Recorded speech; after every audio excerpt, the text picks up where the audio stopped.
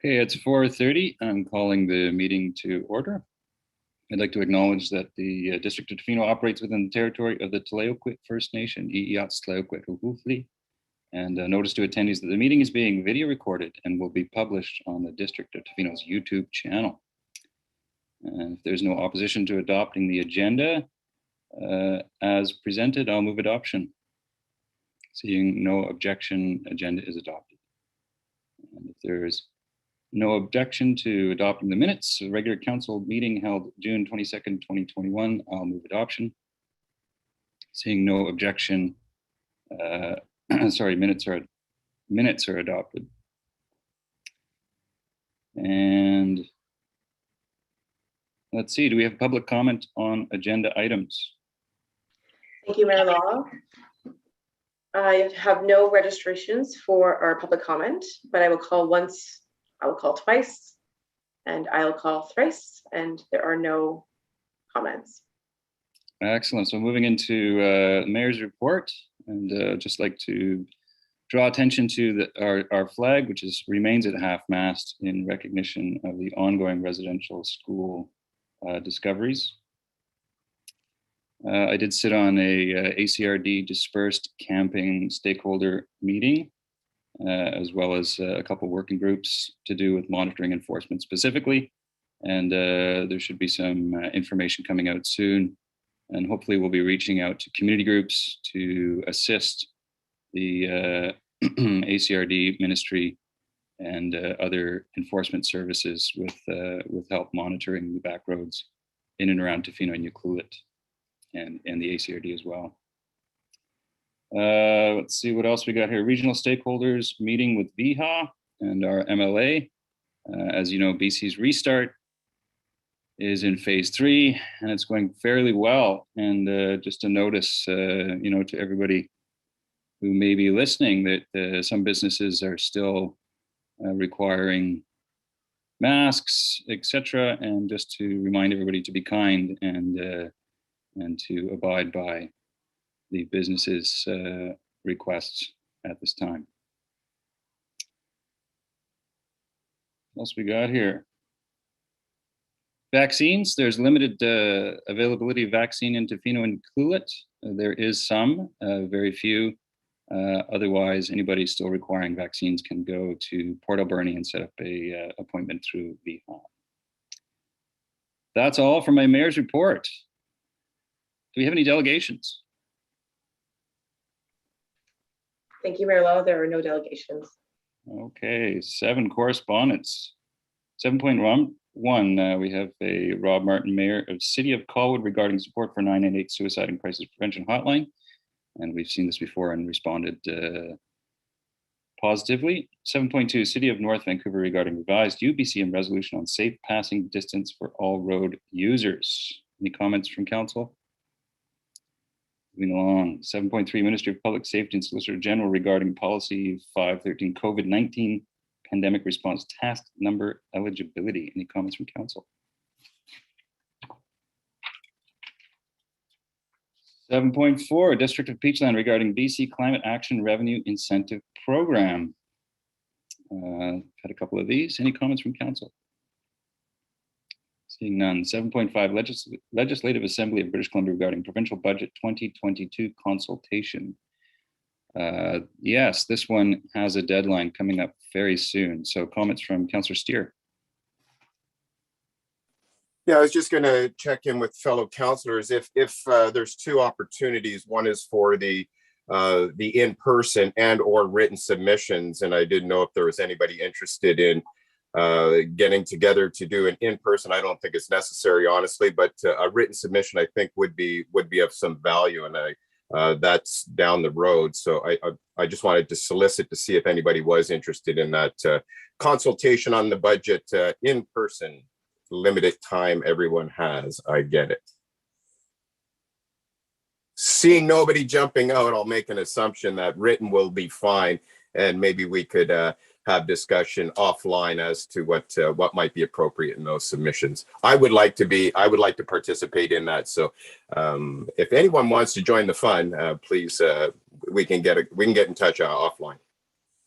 Excellent idea. Thanks, Councillor Steer. I think we can go for that. Everybody's nodding mostly.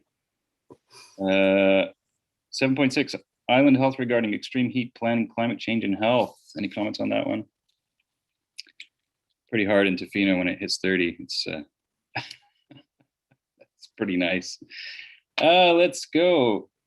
Presentations and reports. I believe we have an invited presentation from Ian Scott, Tofino Housing Corporation. Ian.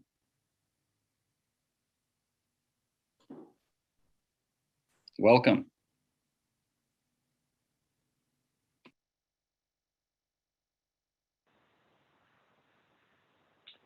Good afternoon, Mayor and Council. Thank you for having me again. I'll keep this very brief. We're at the same point in the process that we were with Sharp Road, whereby catalysts are in the last stages of securing their co-investment financing from CMHC. The co-investment program on DL 114 for the North Building has been paired with the Community Housing Fund program. So what's happening there is BC Housing is providing a capital grant for each of the units, average about $104,000 per unit. The financing, instead of coming from BC Housing, is going to come from CMHC. And CMHC are also providing a very modest capital grant in the nature of about $250,000 to $400,000. I don't remember the exact number for the whole building. So it works out to $10,000 or so per unit capital grant. CMHC are a national program. They have some pretty strict requirements when it comes to their financial underwriting for the financing. And so in this case, they've asked us to sign a lease, which has a knock-on effect of requiring an amendment to the housing agreement, which would allow, in the most extreme of circumstances, for CMHC to sell the property to an entity that would not operate it for affordable housing. And as per the staff report from Aaron Rogers from staff, the chances of that occurring in our estimation at the Housing Corporation are extremely slim. Given all the parties involved, a solution would be found should that occur to keep the housing as affordable housing. But it is there as an extreme undertaking, and the same amendment to the housing agreement was passed by council for Sharp Road. With that, I can take any questions. Any questions for Mr. Scott? Councillor Chalmers and then Councillor Thick. Hi, thank you very much for your report. I am in support of the recommendation. I do have one question for clarification. In the housing agreement, and I think we passed this in the last time, but when it says for residents to be, sorry, I'm just looking at, they have resided in the Alberni-Tla-o-qui-aht Regional District for at least 24 months. Is the intent behind that in the previous 24 months or any 24 months? Because I do appreciate the wording as it is for community members that want to return to the community, especially like First Nations that are trying to come back. But I just want to make sure that's the intent behind that sentence. Does that make sense? I kind of mumbled my words a bit there. I believe you're reading from the staff report. Yeah. Yeah, the actual wording in the housing agreement is 2 out of the last 3 years. Okay. Is there any? Has there been any thought to that? Like community members that are returning to the community that have lived here or spent most of their life here, or again, First Nations? Sorry, it's kind of side to what we're talking about now. It hasn't been a specific topic of discussion with the Housing Corporation Board. Our intent all along has been to serve people who are ostensibly living and working in Tofino. So a combination of having worked for 1 year full time in Tofino. The 2 out of the 3 years in the region was to recognize that some people have been pushed out at Tofino and living in Ucluelet or elsewhere because they can't secure housing in Tofino, even though they're working, in Tofino. Somebody who might be coming back to their territory and hasn't lived in the region for 2 of the last 3 years is more than likely not working for a full year. And so a move like that, would have to be, discussed and I think, bigger amendments made to the housing agreement. Yeah, sorry, it was a bit of an out of the blue one. I just kind of had a new viewpoint on it. So thank you for clarifying. Thanks to you both. Councillor Thick. Yeah, thanks, Ian, for this. I had a side question, the same as Councillor Chalmers, and that was, I was reading the agreement, and again, a small point, but it didn't say anything about sublets, and I'm just wondering if we have that covered. I know it says that there's no any tourist accommodation, but with the pressure on housing here, I'm just wondering if, as Councillor Chalmers, have we got all these bases covered? Because, I could see somebody getting it and then something else comes up and then they sublet. Is the inability to sublet covered? I would like that. I would like that not to be possible, I guess. Yeah, so I'm just pulling up the housing agreement now because you're asking a relatively detailed question, getting into the nitty gritty. The intent is that the home is the primary resident of the qualified occupant, but we did have in there the ability to rent, so sublet for a brief period of time, and I'm just trying to find the clause. And maybe it'd be easier if I just emailed council with that answer after the fact, rather than me trying to find it live here during the meeting. But that was something we considered and did include. So I can email you the clauses that cover that later. Thank you. It's yeah, I just want to draw council's attention to just keep those questions maybe for Ian, or email them or whatever, and we can get those. Let's any councillors have comments on the amendment before us? Councillor Steer.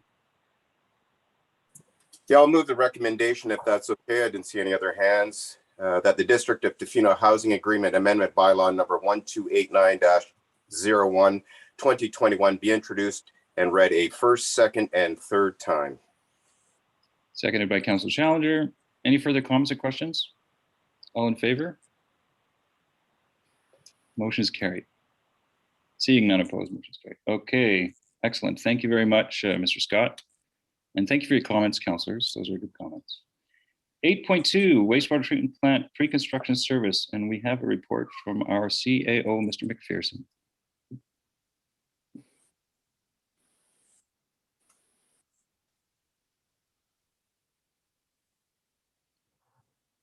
Unmute. I'll never get this. I have a short slide deck of about a dozen slides that Cass is going to bring up for me in a second here and operate. But the wastewater treatment plant project is a project the council is, of course, very familiar with. And so want to cover the kind of the tops of the waves on what the request is today. So Cass, if you could please go to presentation mode. Thank you very much. And next slide, please. So 5 things to cover off. Just a bit of a brief history on wastewater treatment work that Tofino has done, what we are working on right now and project working on over the next 3 months, what the steps will be after that, and then just cover off the recommendations that we have in the staff report. And of course, any questions the council has, I will attempt to answer. And Mr. Work is here also, and he may have some more some answers to some more detailed questions. Next slide, thanks. So wastewater treatment plant planning began more than 20 years ago, closer to 25 years ago. I was looking at some old reports earlier today. In my time here, we commenced a liquid waste management plan, stage 2 overview, and stage 3 really a new stage 3, and that work was completed in late 2017 with the minister signing off on it in 2018. The wastewater treatment plant design project commenced really very much on the heels of the completion of the liquid waste management plan. We completed the design in 2019, substantially complete actually in 2018. And we had a cost estimate of approximately $55 million. In August of 2019, we were successful in getting a $40.2 million grant from senior levels of government. It's a design bid build project, meaning that we hire a designer, we put it out to the market for tenders, and presumably the hope is that we find a builder who will build the project within budget. As council and the community are certainly aware, we had 2 bids that came in that were not only materially non-compliant, but were well beyond the budget that we had projected. So we began to develop a plan B. Next slide, please. First, we debriefed the 2 submitting general contractors. We entered into discussions and engagement with folks who have expertise in project delivery from an engineering perspective, from a construction perspective, as well as from a procurement specialist perspective. The determination that we made through those discussions was the way we would want to proceed if we had any hope of finding some of the savings that we heard from the general contractors during debrief would be to proceed on a project management basis. Next slide, please. So we acted on direction from council to bring in a project management model, developed a negotiated RFP structure, and we issued that to the 2 general contractors who had submitted, narrowing it to those 2 because of their demonstrated and very clear familiarity with the project and with the community. We were fortunate we received 2 very good proposals from the 2 general contractors. So we received those, we evaluated them. They also did presentations and had a Q&A session with the evaluating panel. After all of that, we selected NAC Constructors as the contractor who we were going to work with. So what we have developed that's before council today, along with a price tag, is a memorandum of understanding to engage NAC for non-construction services. So it's what we call a services contract, and that would have NAC working with us and working with our owner's engineer in developing, taking what they know as constructors and helping us find cost savings that we hope are significant cost savings to move this project forward. Next slide. WSP Consulting has continued to work with the district. They were our consultant for the liquid waste management plan. They did the original design of the wastewater treatment plant. They assisted us through trying to sort out what had gone wrong in the earlier process and in preparing the negotiated RFP documents, and were part of our evaluation panel. We have a proposal from them to continue working with us and in doing a few things. And it's essentially a workshop-based kind of format where we all get around the table, either the virtual table or toward the end of the project, toward the end of this stage, actually a physical table, and try and find those savings that we think are there. So we would start by reviewing technical requirements, and that would be an exercise that WSP did. So what is it that's driving the wastewater treatment plant design? And are those assumptions that we made 3 years ago now, are they still the right assumptions, or are there different assumptions for us to look at? We would from there go to a review of potential technologies, as we did some time ago, and then begin to shorten that list of potential technologies with, at the end of that, a recommended approach for wastewater treatment that is something that all 3 parties, being the district, WSP, and NAC Constructors, will be comfortable with. Next slide, please. So the other part that just want to flag for council or advise council of is we are continuing to have discussions with the province about our funding challenge. So through Ministry of Municipal Affairs, that acts as kind of the front door or the receiving window for capital funding assistance for municipalities for both senior levels of government. We continue to have discussions with those staff every few weeks about where we are in the process and where some of the challenges are. So those have been what I refer to as good and supportive discussions to date. As council is aware, there are also discussions that we want to have and are having with the province about using other revenue sources to help with the debt servicing costs that we know will be pretty significant with this project, regardless of what the overall project cost is. Next slide. So future steps, complete this technical review and pre-design work that is referenced in the report.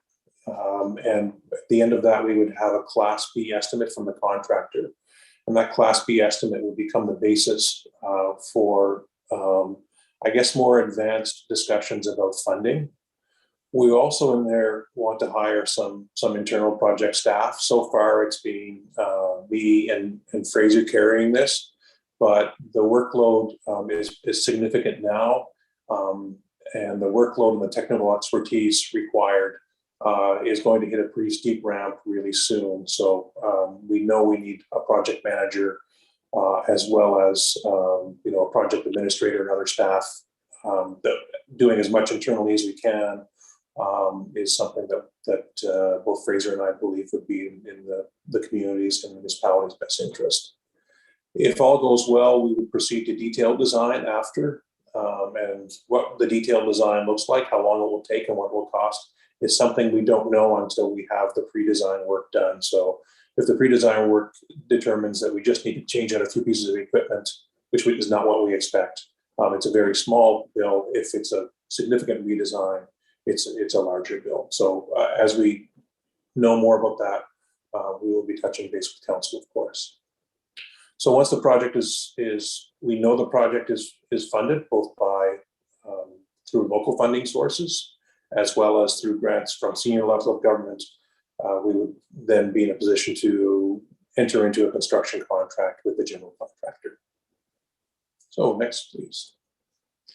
So there are 3 recommendations in front of council today. The first is that we be authorized to enter into an MOU with NAC Constructors for $218,000 for what we refer to as a services contract.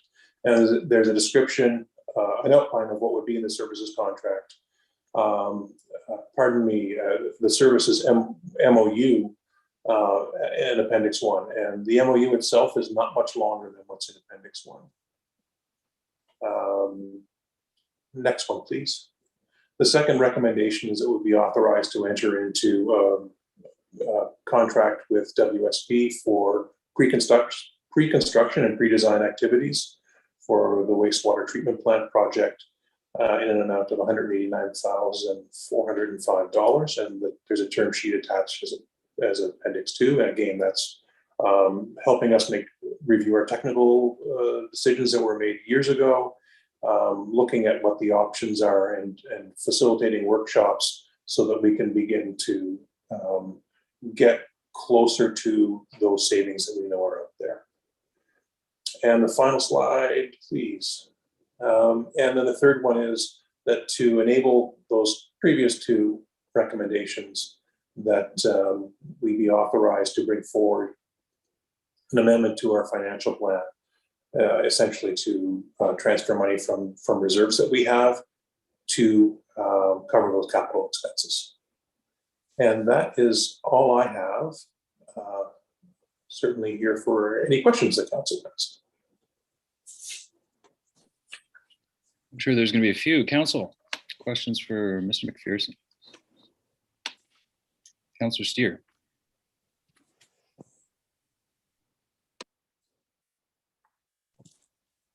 Holy geez, I got to keep pushing buttons. Anyways, thank you, Bob. Appreciate that. I just have one quick question. I didn't, within the presentation, there weren't timelines associated to give a rough estimate. Anything to expedite this process, I'm hoping to be able to accommodate for staff. And so if you have any rough timelines that that we can work with here. And if there is anything that you need from council to expedite this process, as we know we've been in this for a while, please do not hesitate to ask. But if you could maybe comment on a timeline. So this next phase, we're anticipating, we're working toward kind of a 90 to 100 day, and less if we can do it. And we haven't scheduled the workshops, and that's something that Fraser, I think has been doing some work on in the last few days. But the plan is that we're done with this work that is described very briefly in the report by the end of September, early October. And then from there, we start working very much in earnest to get that Class B estimate that I indicated. That shouldn't take terribly long, because that will be provided by NAC, who did an estimate of the previous, the previous design, the existing design, and have, I believe, kept updating their spreadsheets on our project. So that shouldn't take too long. And then, what happens then is we're in contact with the provincial government about, okay, here's what our estimate is for this redesign. And from there, it's really going to be how long does it take to get funding sorted out. Again, this is not going to be a surprise that lands on somebody's desk in Victoria. Those discussions are ongoing. We're having order of magnitude discussions with them, and then the final question of how long something will take is how long will it take to get actual working drawings done. But we might be able to kind of fast track this project. So the optimist in me tells me that we're breaking ground at the end of this year. One of the wrinkles in all of this is there are all sorts of indications of a federal election, and the approval from the federal government that's needed for the funding envelope. We're not sure. Well, we know typically how that works, but because this is an existing approved project, we're looking for ways to find. We're looking for ways to keep this project moving through what I think is a very possible federal election this fall. Great. So in essence, giving a quick time frame there with the optimist in you looking at breaking ground at some point at the end of 2021 or early into 2022. That's what we're working toward. There are some things that are out of our control, as my previous rambling indicated, but yeah, that's what we're working toward. Great. Thanks. Mr. McPherson, there was another question from Councillor Steer. Just is there anything that council can do to help expedite this process?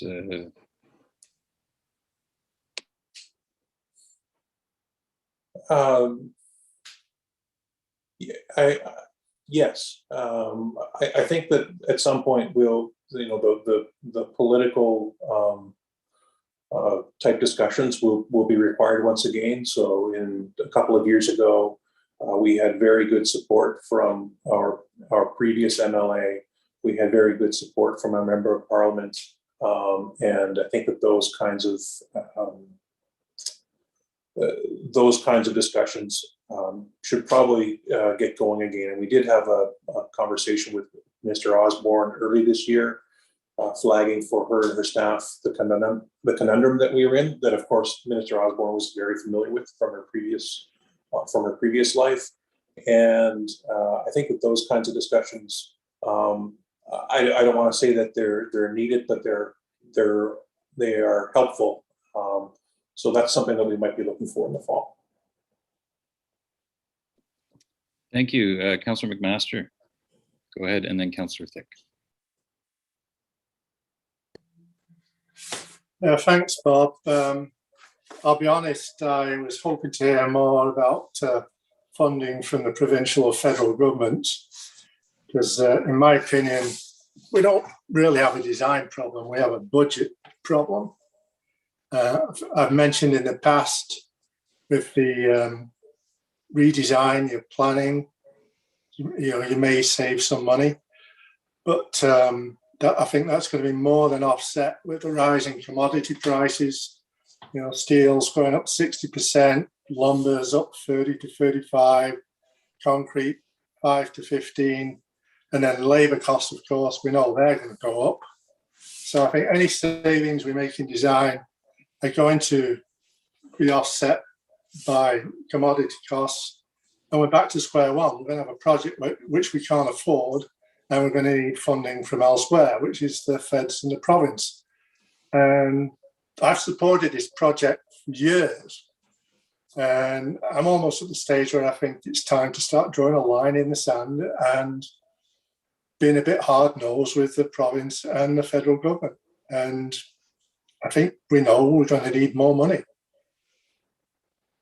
Yep. And I've not been privy to the conversations you've been having, but I think I'd like to hear more than we've been having encouraging conversations.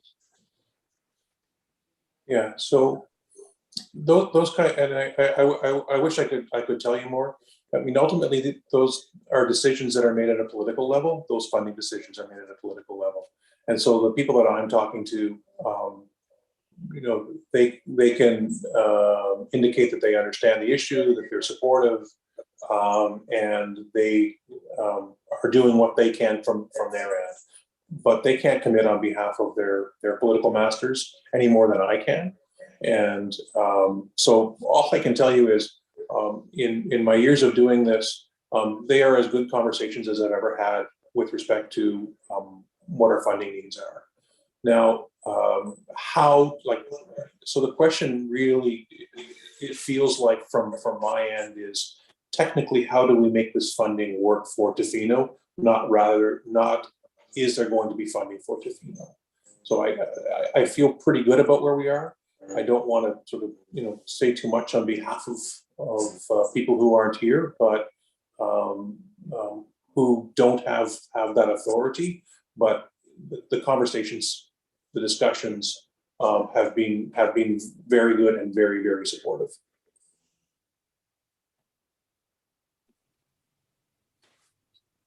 Yeah, let someone else ask a question.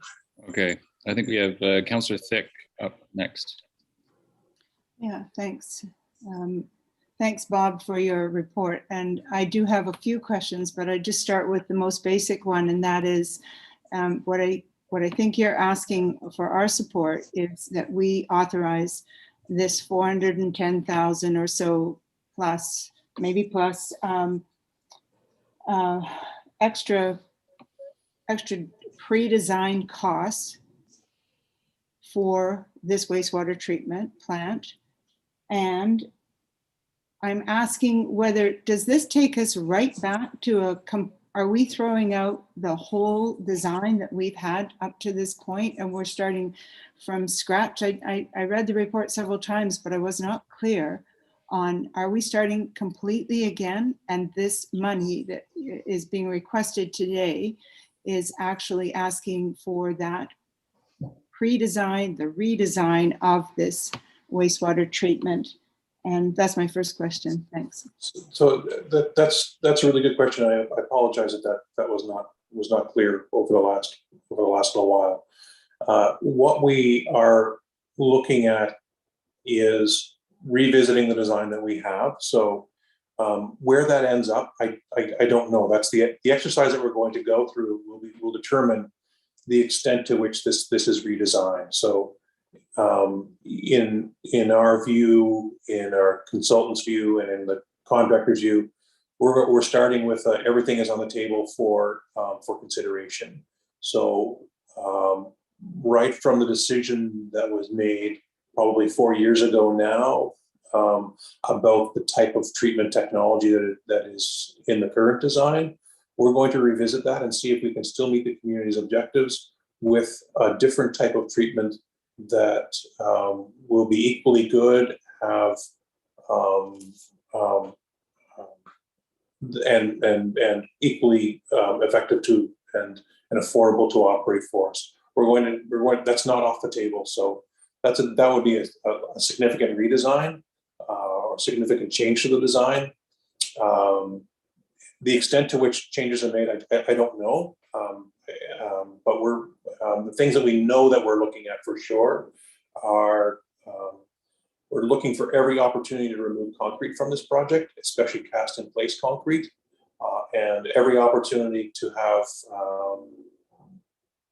any part of the project we can constructed offsite. One of the things that we learned through the process is that where it gets super expensive is concrete poured on site here by people who don't live here, who we have to pay to stay overnight and pay to go back and forth to where their actual homes are. So we're looking for, if nothing else, we're looking in the next few months at how can we take some of those materials out of the project and replace them with things that are built somewhere else. Right. So as I understand it, we're 20 to $25 million short, is what I read from the report on what the original projected cost is. And my question is, how can we, as councillors, as leaders in this community who are going to have to face the public if this decision were to go ahead, how are we going to be assured that this is actually a true cost savings? And is it in the area of 5 million, 10 million, 20 million? I mean, how do we look people in the eye and say, yes, we're going to spend another close to $500,000 to redesign this project in order to save 20 million or 25? And if at the end of the day, we aren't able to do that, yeah, I guess I'm just saying this is a hard one for me, and I'm having a hard time wrapping my head around it. I've been part of the process since the beginning with a year or so missed, but I'm really having a hard time with this request today. So I'm asking these hard questions. So appreciate what assurance do we have as councillors that where the direction that you're asking us to go in will actually take us in a direction? Because when I read the MOU, you know, it's in good faith. Well, you know, we started this process in 2015 in good faith, and we're trying to do this, but it doesn't look like we've succeeded so far. So that's the assurance that I'm looking for. Thank you. So success has certainly been elusive in this project. And start off by saying I'm not a constructor. I'm not an estimator. I'm not a quantity surveyor. So I can't tell you with personal confidence that there are significant cost savings here. What we have heard from those who know construction, so from the constructors, from both of the bidders from a year ago, is that there are very good savings here that can be achieved quite easily. So I would say, for that plane to pass, I would say in the $10 million range, savings can be found easily. Savings more than that are quite possible. It just depends on how aggressive we want to get. And in our internal discussions, and also in discussions with the province, we're all pretty mindful of not getting too aggressive and finding savings and putting in very poor equipment from suspect sources that breaks and we have to replace on our own nickel 5 years from now. So a lot of what we're doing is going to be trying to find that very thin balance between finding cost savings, which, we could probably deliver this plant for the original budget, but it would be something that the community would not be very happy living with. So where we are is trying to find that balance. There is a high level of confidence. There are significant savings here. And, to me, significant means in excess of $10 million, better than what we saw a year ago. By not making too many changes to this. If we get more aggressive, we can find more savings. So I appreciate the questions, and all of that is tempered with the comment that we heard from Councilor Pastor, is construction cost acceleration going to overtake any savings that we can find? And I don't know the answer to that. Yeah, thank you. Further questions or comments from council? Seeing no others, I'm going back to Mr. McMaster, Councillor McMaster. One thing I'll be looking for, assuming we go ahead with this, is I'd like to see a comparison of operating costs. I mean, there's no point in doing a redesign and saying, okay, we've saved this money, and we find out the operating costs are 2 or 3 times as much as what the previous design was. So I would like to see that when we get to that stage. And that is, thank you, Councillor McMaster, and through your worship, that is something that has been identified as a question we need an answer to. One of the things that we want to do is, it sounds a bit odd, but have an operator working with us through these next phases. And at this point, to keep our 100-day timeline going, we're going to be looking to get operations expertise from somewhere else, not internally. But those questions are very much on our mind too. That it would be a tragedy to find $10 million in savings that cost us $1 million a year more to operate. And I'm overstating it, but that's again very much on our minds too, Councillor McMaster. Go ahead, Councillor McMaster, then Councillor Steer. I just got one last one, and that is, I believe Josie and George Johns are going to be in town together for the housing forum or whatever in October. I think it is October, November. It would be nice if council could have a conversation with them at that time about this project. I don't know how the rest of council feels on that, but I think we should take advantage of that. I like it. Councillor Steer. Yeah, Councillor Master just basically stole my thunder there, that to schedule a meeting with both MLA and he, I think, would be very appropriate. And just to further Councillor McMaster, in terms of the operating costs, and that was another question.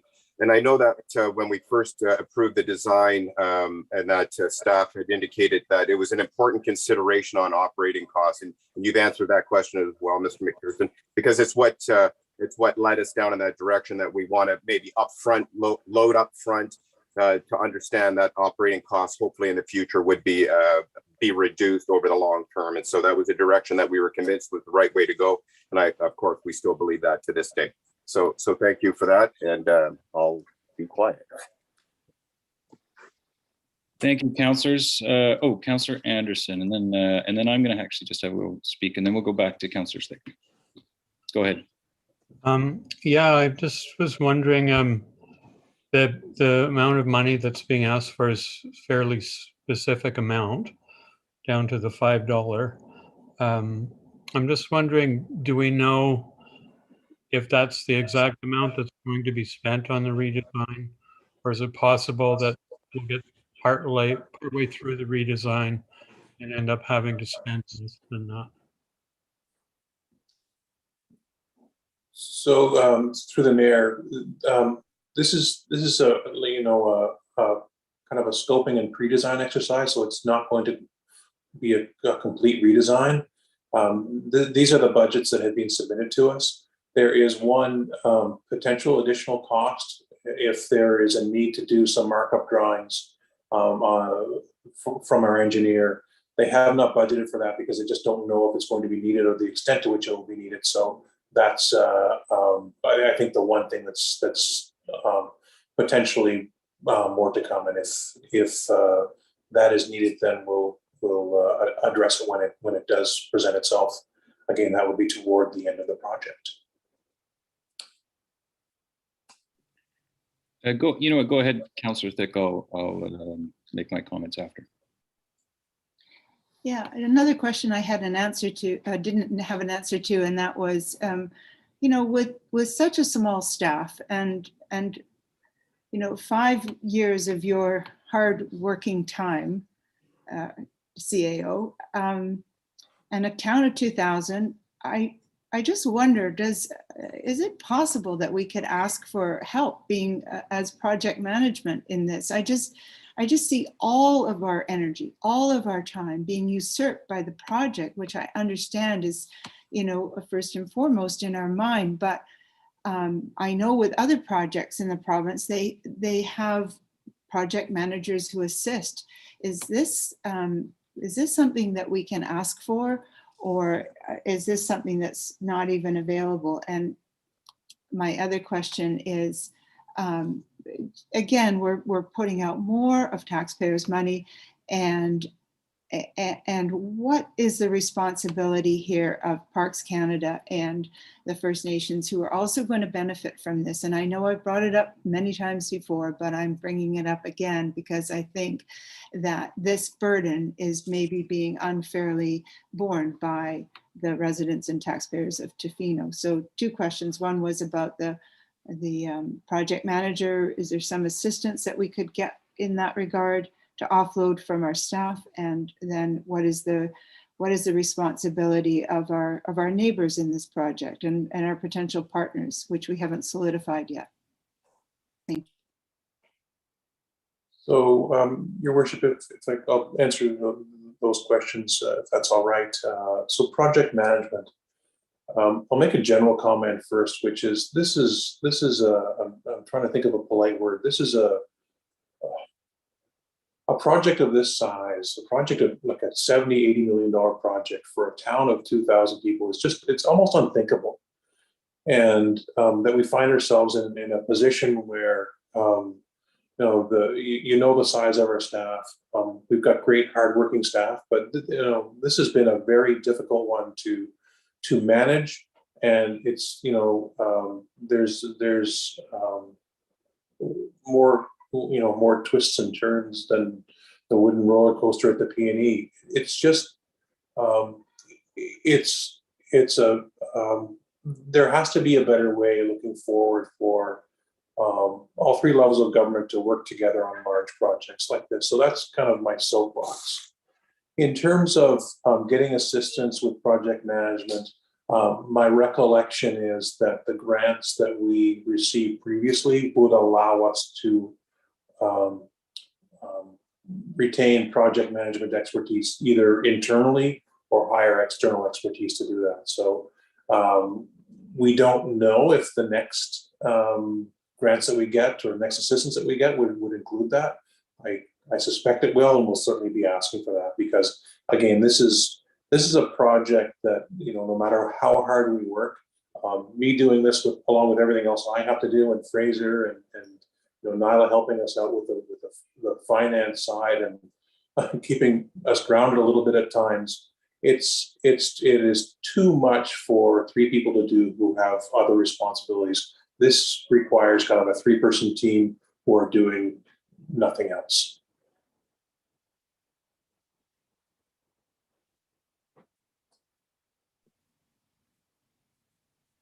Thank you, Mr. McPherson.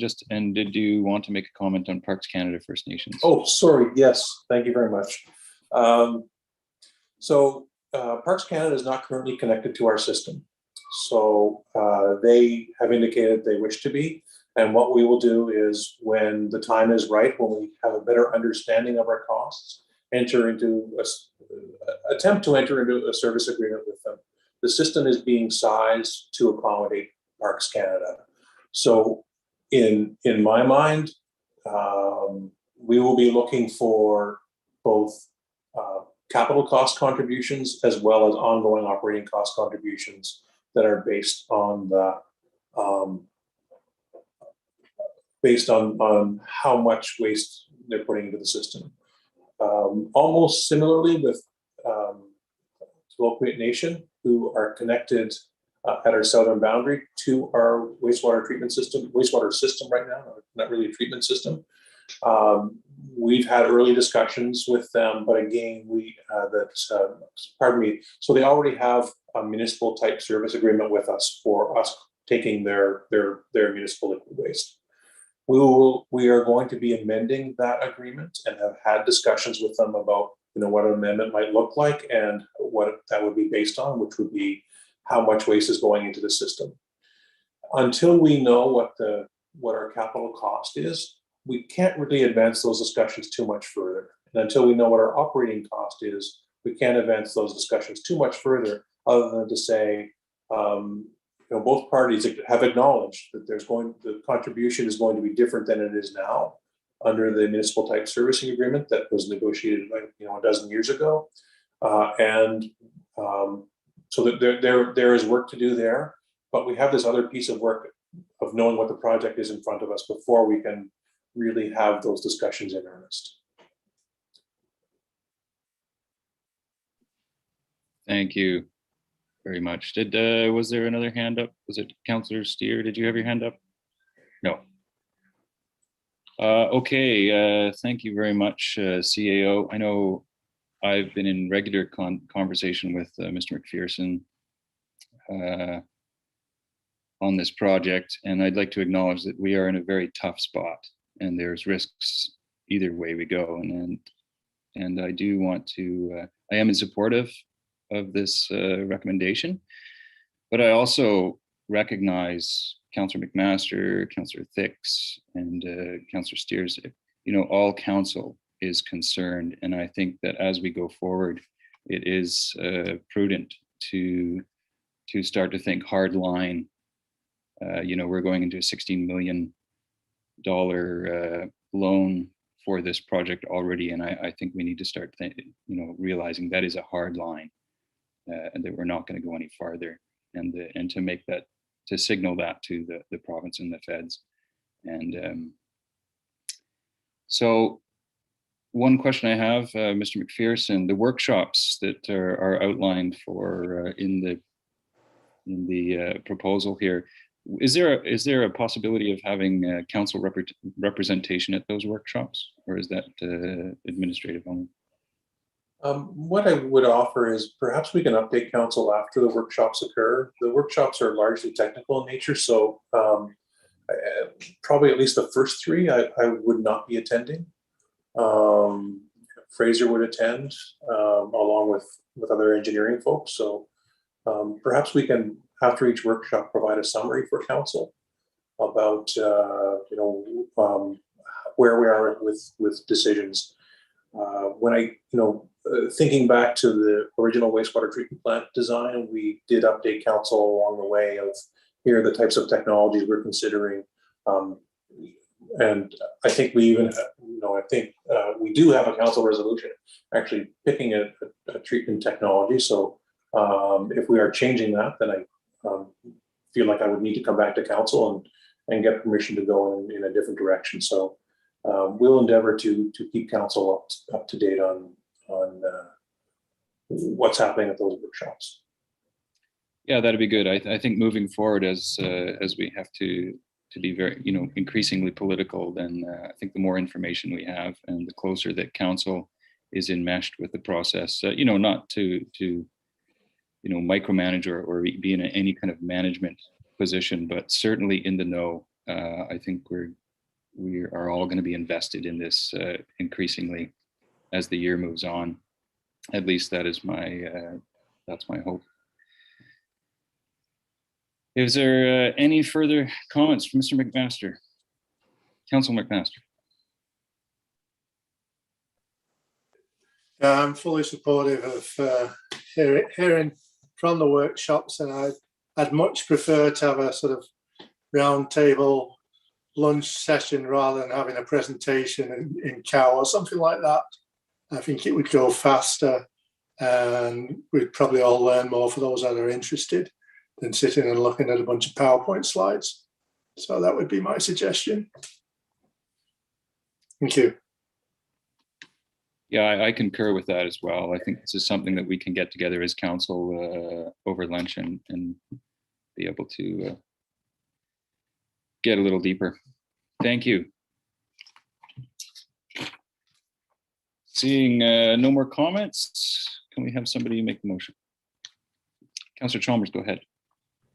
Sure, I'll move the recommendation that the staff be authorized to enter into a memorandum of understanding for pre-construction services associated with the development of a wastewater treatment plant and conveyance improvements with NAC constructors in an amount not to exceed $218,000 plus GST, substantially conforming to the term sheet attached to this report as Appendix 1, and that staff be authorized to enter into agreement for additional engineering services related to the pre-construction and design activities of a wastewater treatment plant with WSP Canada Limited for an amount of not exceeding $189,405, substantially in alignment with the terms of the term sheet attached to this report as Appendix 2, and that staff be authorized to bring forward an amendment to District of Tofino to 2021 to 2025 Financial Plan Bylaw number 1306, 2021 to include the following: a reserve transfer from the Sewer Capital Bylaw Reserve Fund in the amount of $218,000, a restricted revenue transfer from the development cost charges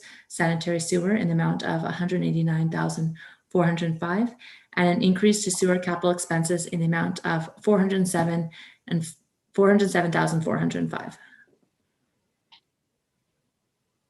Seconded by Councillor McMaster. Any further comments? Seeing none, all in favor? None opposed, motion's carried. Thank you very much for this, working on this project, both of you, Mr. McPherson, Mr. Wood. 8.3, Council Remuneration Amendment Bylaw. We have a report from Ms. Best. Thank you. Good afternoon, Mayor and Council. I'm here just to provide the amendment bylaw from the May 25th, 2021 notice of motion provided by Councillor Thick, requesting that the $250 device computer reimbursement prorating amount for council be moved to the beginning of term for the full amount. And so this is just the formality of the bylaw being introduced for first, second, and third reading. No presentation, but I'm here to happy to answer any questions if there are any. Does council have any questions? Councillor Steer, question for Ms. Best. No question. I was just going to move the recommendation if nobody had questions. Okay, well, let's just make sure nobody has questions. Nobody? Excellent. Go ahead, Councillor Steer. That the District of Tofino Council Remuneration Amendment Bylaw number 1254-01 2021 be introduced and read a first, second, and third time. Seconded by Councillor Challenger. Any further comments? All in favor? Seeing none opposed, motion is carried. I should say none opposed, motion is carried. Thank you, Ms. Best. Moving on, we have 8.4. We have several special event permits. And I believe the first one is Tofino Treasure Hunt. And we have a report from Public Spaces, Culture and Visitor Initiatives. So, Your Worship, there are no staff presentations for. Oh, sorry, I see that. Yeah, there are no staff presentations for these items. Ms. Fromont is on holidays, so I'm happy to answer any questions I have, or feeling that Ms. Hutchinson is also on the line here, and if council has any questions. They all look fairly straightforward, but we're here to answer any questions council may have. Excellent. I just saw a presentation, but I missed the no. Okay, Councillor Thick. Yeah, thank you. I looked up the company that was running the first special event permit and found out that there was a charge for this. So my question is just maybe to the rest of council, and we discussed this at a point earlier, maybe 2 years ago, 3 years ago, when a company is charging for something that is using a public space, and there's no benefit necessarily to the district. Is this something that we want to promote? Because it's just a question. And also on the website, it says that, it is mandatory that you have a car. So those were two questions that I had, that it seems like it's a local company in Kelowna. And I like the idea of it. I'm just asking the question that when a company comes in and charges for an event, how is it that the district doesn't, necessarily receive any financial benefit from that? That's my first question, and then I had a comment. Thank you. Do we have an answer from Mr. McPherson? I'm not sure if that was a question for council or for staff, but from staff's perspective, and we don't have direction from council to try to have events as a revenue source for the district. At this time, we use our RMI money for event support, and the philosophy is that we have events to support the tourism industry. And in particular, we try to have events happen at times when we're not already busy, and try and round out the shoulder season a little bit. So, I mean, I think what you're asking, maybe a bit of a bigger question than what with this particular event. Council hasn't seen many event permits in the last 16 months for, I think, fairly obvious reasons. But it is a question that you have raised before, I think, Councillor Nick, and we have not had direction from council for us to get a percentage of the gate revenue or anything as a revenue source from the district. So if there is a different feeling from council that these should be a profit center for the district, then I think that's maybe a bit of a bigger discussion. Yeah, if I may, I mean, we had this discussion before, and I don't, how many people does this involve? Because at $18 to $20 a head is what I read. That is, if there's a couple hundred people, that's a fairly substantial revenue. And, we have talked about social procurement things before, but yeah. And again, we're talking, in the same meeting about parking and parking fees. And here we are recommending an event. And I understand that we haven't had much, and I'm excited about having events again, don't get me wrong, but here we're being asked to recommend an event that has some financial revenue attached. Also, it's required that you have a car. So again, I'm just questioning that on this particular event. And when this has happened in the past, we haven't always recommended it. And September 4th, to my mind, isn't really outside the busy season. So I'm a very reluctant supporter of this recommendation. The others are fine. So I'll stop there. Thanks. Thank you, Councillor Thick. Any other comments on this this permit? No, I think that's a question that we should probably revisit at some point. I do know I'm just thinking, I don't want to get off track here too much, but I know there's other events we've had where there's also been a fee, but generally it's almost a non-profit type fee. But nevertheless, with no further comments from council, and would somebody like to make the recommendation? Councillor Chalmers. I'll move that staff be authorized to issue a special event permit conditional on the following requirements be met for use of public spaces around the District of Tofino to Trias Inc., organizers of the Tofino Treasure Hunt, scheduled to be held September 4th, 2021. Provision of a $500 refundable damage deposit, provision of a certificate of insurance naming the District of Tofino as additional insured, provision of an event safety plan that includes a section of the communicable disease protocols prior to the event, copy of the Crown Lands approvals required by the Ministry of Forests, Lands, Natural Resources, Operations, and Rural Development based on the proposed activities involving the foreshore. You have a seconder? Councillor Anderson. Any further comments? Seeing none, all in favor? None opposed, motion's carried. Special event permit, Surf Canada Nationals. There's no presentation for this, and this is for September 24th to 26th, Cox Bay Surf Canada Nationals event. Councillor Steer, I see you're reaching. Yeah, I'll just, unless there was any questions, I'll make the recommendation. Seeing none, that staff be authorized to issue a special event permit conditional on the following requirements being met for the use of the beach and access pass at Cox Bay to organizers of Surf Canada Nationals events scheduled to be held September 24th through 26th, 2021. provision of a $500 refundable damage deposit, provision of a certificate of insurance naming the District of Tofino as an additional insured, provision of an event safety plan that includes a section of communicable diseases protocols prior to the event, copy of any Crown land approvals required by the Ministry of Forest Lands, Natural Resource Operations, and Rural Development based on the proposed activity involving the foreshore. And that should conditions be unfavorable for the event September 24th through 26th, 2021, staff be authorized to issue a special event permit for the alternate date of October 1 through 3, 2021. It is a great event.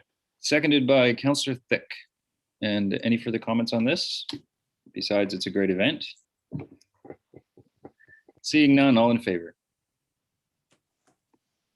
And none opposed, motion's carried. 8.6, special event permit, Tofino Tree Festival, Habitats and Camouflage. We have no presentation. Would anybody like to make a comment? And if there's no comments, a recommendation. Councillor Anderson. Yeah, I just wanted to comment I like the fact that this event is fully observing our sustainability goals for events, and like Councillor Thick's comments earlier, I would like to see maybe council kind of review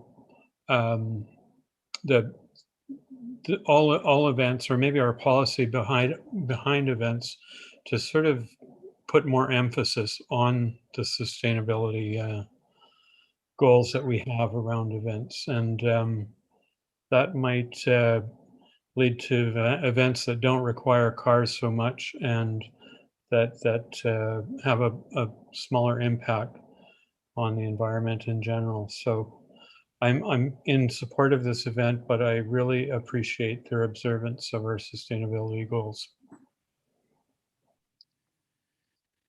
Thank you, and perhaps that's, I'm going to maybe look to Ms. Best on with that comment. Perhaps that's something suitable for a notice of motion, or to bring brought back to a committee of the whole, perhaps in the fall, for discussion. That's a good one. We will take note. Any further comments? Seeing none, would somebody like to make the motion? Councillor Challenger, go ahead. Great. I'll move that staff be authorized to issue a special event permit conditional on the following requirements being met for use of the beach and access path at North Chesterman Beach to organizers of the Tofino Tree Festival, Habitats and Camouflage, scheduled to be held September 12th to 19th, 2021. Provision of a $500 refundable damage deposit. Provision of a certificate of insurance naming the District of Tofino as additional insured. Provision of an event safety plan that includes a section on communicable disease protocols prior to the event. Copy of any Crown land approvals required by the Ministry of Forest Lands, Natural Resource Operations, and Rural Development based on the proposed activity involving the foreshore.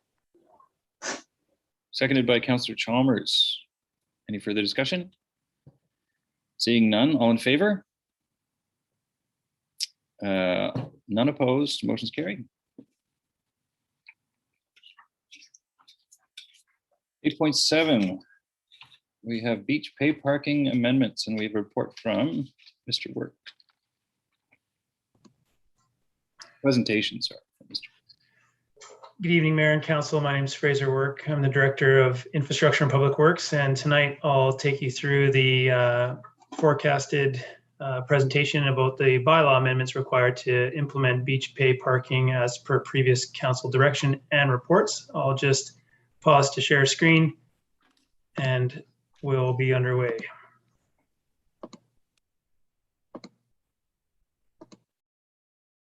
If council can see the full slide screen now, I'll carry on with a few slides, which will highlight the report that's before council this evening, which is a purpose, of course, to introduce a set of bylaw changes that would support the implementation of paid parking at the beach locations as per the 5th of July 2021 Council and Committee of the Whole meeting. The background is just highlighted here with the previous meetings that have moved us very recently from procurement and planning and implementation to the required administrative and bylaw changes that are necessary to both implement and enforce the upcoming changes, which introduce beach pay parking in several zones in the district. Some of these slides are a repeat, and I'll highlight literally and figuratively some of these areas that have changed or have been reflected on since the last time we spoke. Hourly rates remain unchanged from previous discussions with council, as do the annual permit rates. They remain unchanged from last council discussion on the 5th. One note would be to avoid confusion. Staff have amended the bylaw to read parking being in effect until 11 p.m. Pay parking, sorry, being in effect until 11 p.m. And then the no parking at the beach parking lot locations currently extend from 11 p.m. to 6 p.m. in all locations and several other locations around the district. Some comments from the mayor and council last time highlighted the tension between having parking rules which try to dissuade against camping in some of these locations, with the obviously the intent for many of our visitors or locals to go to the beach and visit the beach after dark in order to take advantage of some of the offerings on the coastline. And I think that after reflecting and discussing this with the CAO, we believe that reducing an hour, that gaps between 10 and 11 p.m. is just a little bit more straightforward for the parking users to understand. This would mean that parking would be a pay parking between 8 and 11 and would move to a no parking between 11 and 6. There would be a 2-hour grace period, and it would restart again as a pay at 8 a.m. the following day. This would be the same Monday through Sunday. No changes that would cause confusion or make enforcement a little bit more difficult. And of course, we would be following the same sort of enforcement posture that we currently reside with, that same restriction that's in place today, which is no parking signs from 11 till 6. I think it's somewhat of an interesting nuance here, but I think based on the risks that we're trying to balance and things, I think it currently works in a pretty reasonable way. And I would be through the bylaw changes that we're recommending here would be in effect to recommend that we stay the status quo in this particular area of closures, but we maintain the same posture of a reasonable and fair enforcement regime that really doesn't get underway until at a reasonable hour in the following morning. I hate to say such things out loud, of course, if certain people would like to take advantage of those types of approaches, but I think that hopefully gives council some assurance that we won't be taking amenities away. We will be managing that as a status quo for those quiet hours, especially. The second slide, which is just another repeat for council, we are looking to restrict in some areas 20-foot maximum vehicle length in order to mirror what is offered via the design of the parking lot. I've said a lot of times over the last week, it's very difficult to promote very organized parking when you can't paint lines on the ground. And that is some of the challenges we have with our gravel lots, but we'll continue to try to make strides there where we can make sure that vehicles are parked in the right spot and very, very long vehicles aren't creating other hazards and safety issues for other users of the road and rights of way, where we have the longer vehicles would be more at home at certain spots at Maltby, Braden, and different spots along the road rather than in some of the parking lots themselves. We'll be moving with signage that enforces or enhances our posture for no trailers. No trailer could ever be unhooked in accordance with the Motor Vehicle Act in the public right of way without the applicable safety brakes in place. We will be providing a certain offshore kind of functionality with overnight parking for the Frank Island residents as well as the residents of Lynn and Chesterman Road based on physical permits that can be purchased through the municipal hall. And we will uphold and enforce some standards about no parking over top of sidewalks or on the boulevard where those are no longer allowed because they were in a paid parking zone. The summary of the bylaws changes that are highlighted in the appendices for council really do include just definition changes and some additions that are required to make sure that the new language associated with the beach pay parking zones are reflected in the bylaw. The addition of enforcement capabilities by a parking ambassador, discretion and direction of the CAO, an updated map, which will need another update soon to make it more beautiful and easy to follow in the coming months. The fee and rate schedule that's been before council a couple different times over the last several meetings, and as well as those provisions for the very discrete overnight permissions for those residents of this area on the screen.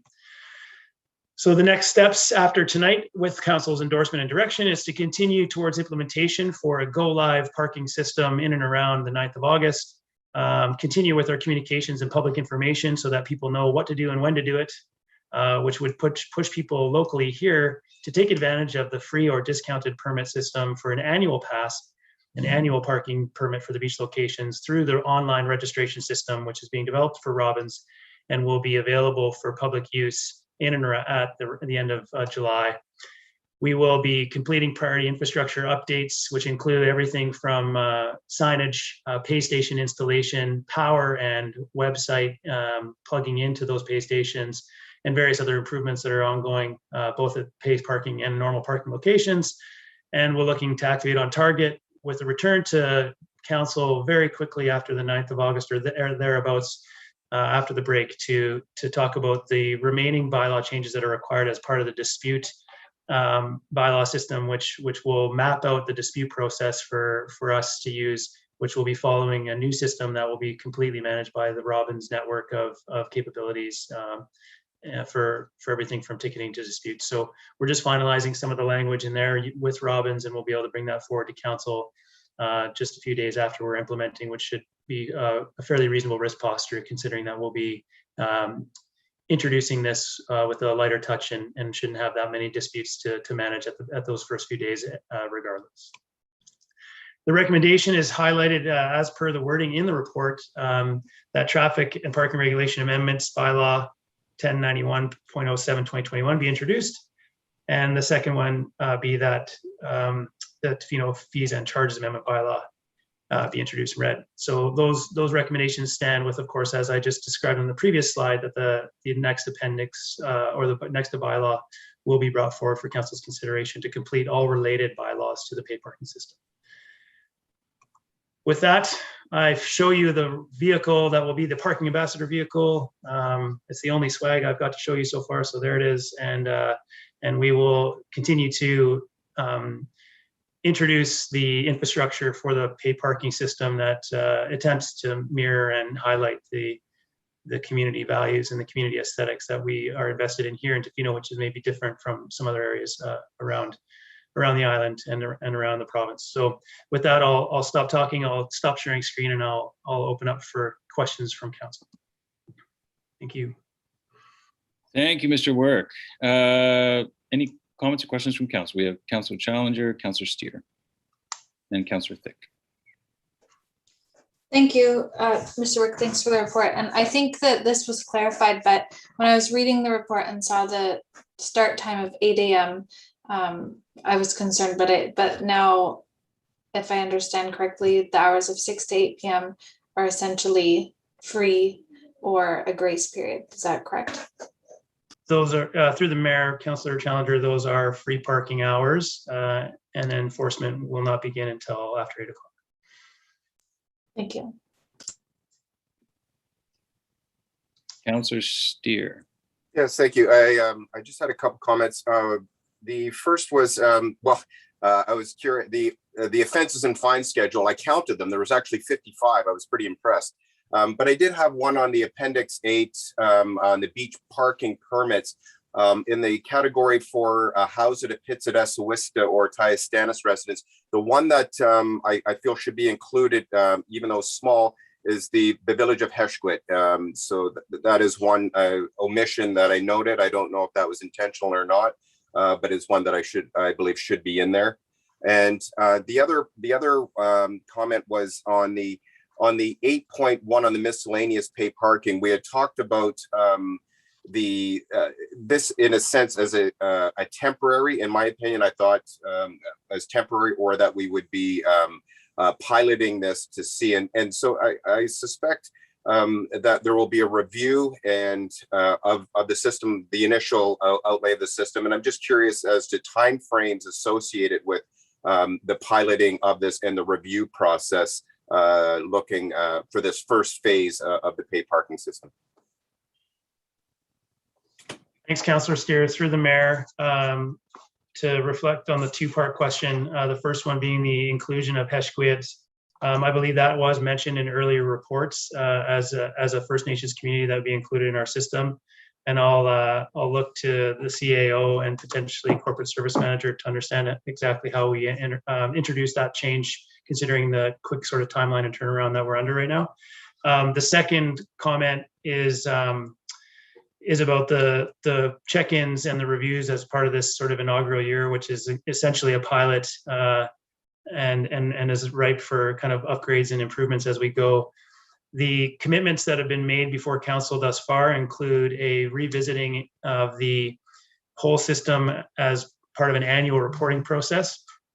We would be seeking to do that in and around the time of financial planning, I would believe, because we will need to make very important decisions that have financial considerations with respect to how we improve the system, how much money that costs, and how those might affect revenues.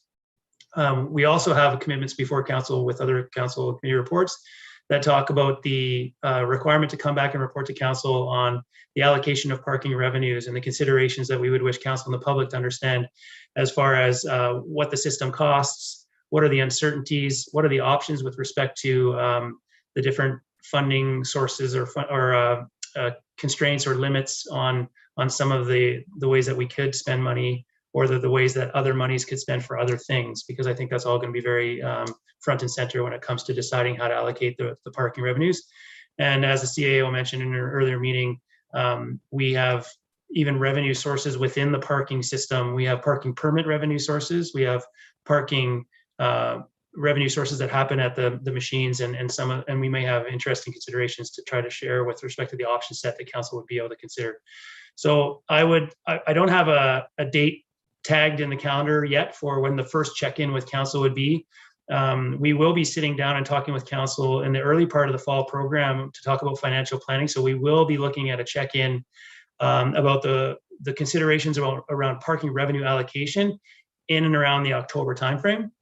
And I would suggest that if staff see that some of the lessons that we've already learned and the considerations for application to the 2022 parking system, whether that be just beach pay parking in general or expansion to downtown, as we've highlighted in some of our longer term planning already, those might be best made within the sort of comings and goings of the financial planning process, which would mean we would be talking about it with council through the fall and winter programs.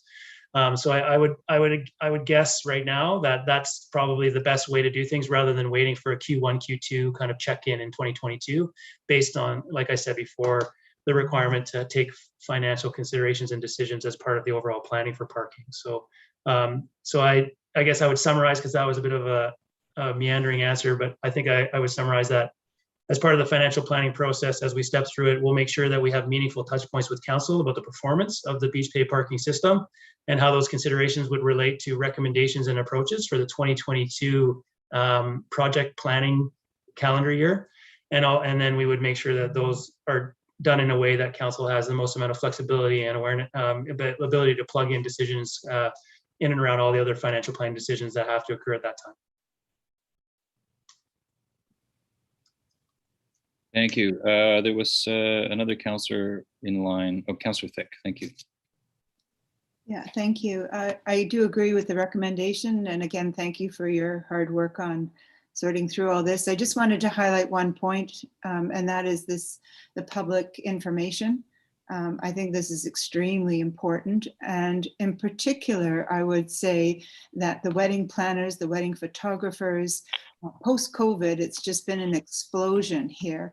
And it's very, very hard, as I discovered the other day, to actually have a conversation or confront somebody on their wedding day when there is a huge illegal parking issue going on. So just preemptively to say, could Bylaw or staff reach out to all the people that are involved with weddings and wedding planning and all that goes with that, to say, you know, here's what's happening, here's the system, here's what the council has passed, and, you know, either hire the turkey bus or come an hour sooner to get your spot. But, you know, the way things are going the last weekend, it wasn't very smooth. So I just, I would love to avoid those sort of sad parts to happy days. Thank you. Thank you, Councillor Thick. Good point. Okay. Any other comments? We do need, I believe, to make an amendment here to include Heshquit. Ms. Best? Thank you, Mayor Law. Yes, you're welcome to read the resolution as set out. And in the second resolution, just say to include Heshquit. And that was friendly to us, and we will provide that in the amendment. Okay, so go ahead. So 1271, and I just have it here, 1271 Schedule 8 to include Heshquit. We can just tag that on the end. Okay, is council good with that? Okay. All right, well, in that case, then if there's no further comments, I'll move from the chair that the Traffic and Parking Regulation Amendment number 1091.07/2021 be introduced and read a first, second, and third time, and that the District of Tofino Fees and Charges Amendment Bylaw number 1271.05/2021 be introduced, including, I'll just, including amendment to Schedule 8, beach pay parking permit rates to include the village of Heshquit, be introduced and read a first, second, and third time. Seconded by Councillor Chalmers. Any further discussion? Seeing none, all in favor? None opposed, motion's carried. Thanks for all your hard work on this again, Mr. Work. Thanks, Mayor and Council. Excellent. 8.8, we have Committee of the Whole. And if there's no objection to moving reception of minutes of the Committee of the Whole held July 5th, 2021, I'll move reception. Seeing no objection, minutes are received. 8.9, Tofino Recreation Commission. Do we have any comments on this one? No. Just Go ahead, Councillor Thick. sorry, one quick thing is that there will be a recommendation coming from the Tofino Rec Commission for council's consideration in the next month or Okay. so. So just a heads up on that. Thank you. Excellent. Then see if there's no objection, I'll move that the minutes of the Tofino Recreation Commission held June 30th, 2021 be received. Seeing no objection, minutes are received. 9, bylaws. We have District of Tofino Council Meeting Procedural Amendment Bylaw number 1229.02 for adoption. And we have no presentation on this. Go ahead, Councillor Anderson. I'm moving adoption. Excellent. So the adoption is that District of Tofino Meeting Procedures Amendment Bylaw number 1229.02/2021 be adopted. Moved by Councillor Anderson, seconded by Councillor Chalmers. No further comments. All in favor? Excellent. None opposed. Motion's carried. Business initiated by council members. We have 10.1 committee and external appointment verbal reports from council members. Do we have any? No, nothing. Nothing from council. Okay. Moving on. Unfinished business. I believe we have none. And we have question period. Ms. Best, do we have anybody up for questions? Thank you, Mayor Law. We currently do not have any, but I will call once. I will call twice and calling thrice, and there are no submissions for questions. Thank you. And now will somebody like to move us into closed session? I can do that. So I'll move the recommendation that the meeting be closed to the public pursuant to sections 91A and C of the community charter to discuss matters relating to personal information about an individual who holds or is being considered for a position as an officer, employer, agent, and employee relations. Seconder, Councillor Anderson, all in favor? Motion's carried. I'll wait for Ms. Best to give us the signal. Thank you.